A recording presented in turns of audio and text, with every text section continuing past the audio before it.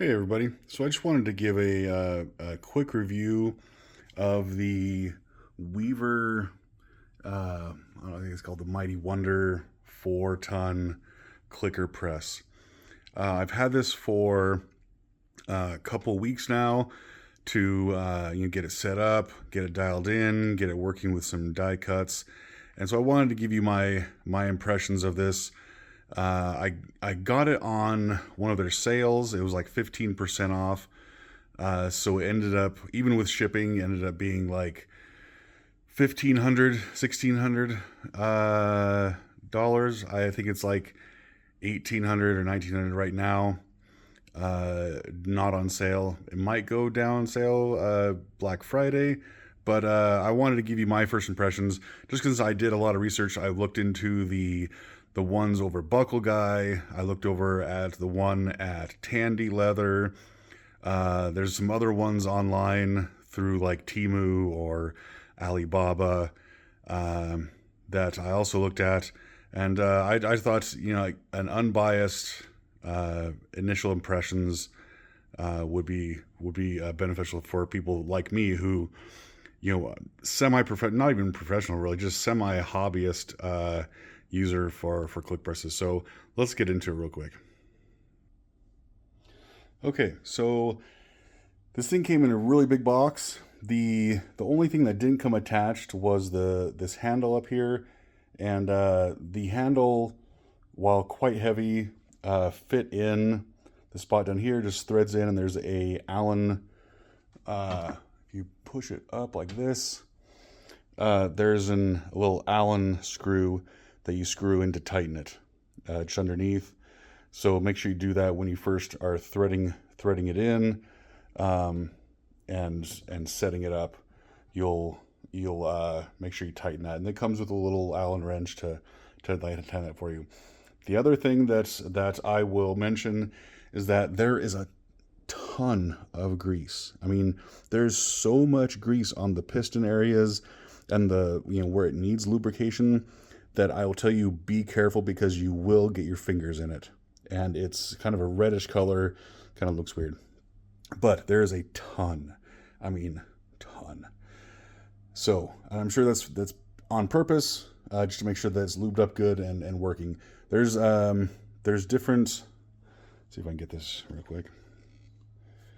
There's different like nipple areas here for adding grease. Like if you have one of those grease guns to inject lubrication here and here, and there's one on the back. Yeah, there's a couple on the back. There's one over here and one down here for adding grease to those.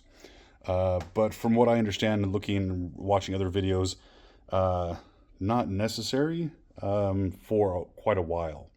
So, first impressions, I really like the clicking. I have a little piece of foam right here because the handle, let me show you real quick, hold on a second. So the handle, and let me tell you that too, when you first get it, it is heavy as hell. And so make sure you have plenty of headroom wherever you're going to put this thing, so that it swings out of the way, and there's nothing preventing it. I mean, there's no, if you drop this and you don't have like that little spacer there, this thing will drop on your head like a rock, just because this handle is so freaking heavy. It's at least 25, 30, 40 pounds. I don't know. It's heavy. So, be aware of that when you're looking for a place to put it on your workbench or a workbench, or someplace similar, right? Also, make sure you screw this thing down, because if you were to try and pull this thing over and really leverage it, this back end will pop up. It's not as heavy as you think. Where if you're clicking something, just the weight of this will click it down. No, when you're using this as leverage to press down, the back will pop up. So fix it, screw it to your workbench or workspace. Yeah, the one thing that I like the whole thing. It's really well done, really put together. The one thing and the one reason only that I bought this one was because it was made in the USA and it has a lifetime warranty. That's it. The Tandy one has like a 2-week warranty, and that's it. So I mean, you get it home, and if you take longer than 2 weeks or 7 days, it's a really short period, and you don't like it, you're SOL. You're stuck with it. There's no buckle guy. I think might have a 1 year or less. It was kind of confusing. I couldn't really find much information on it.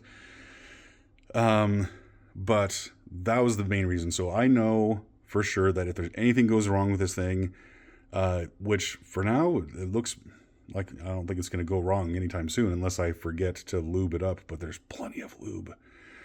That said, the one thing that I would fix, I'm going to find a fix for it, is the other machines that are out there have a spring connected from this head to the press plate, so that as you press down on it, it lifts it back up. It lifts this bar back up into place instead of like way down here.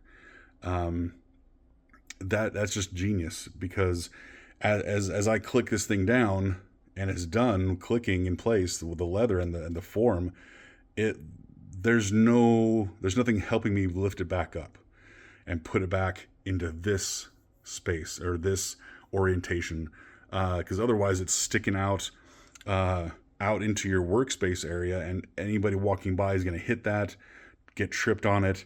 It's just a big, it's in the way because this thing is so giant, right?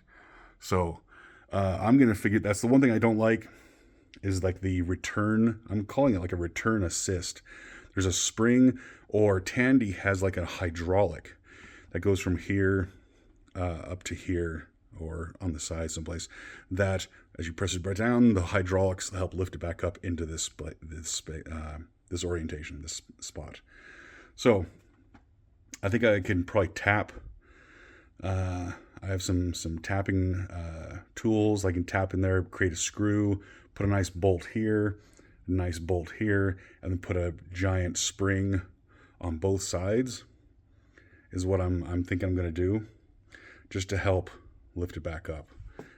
Because I have limited space in my work area, and having this big bar in the way does not help. Other than that, I like everything about it.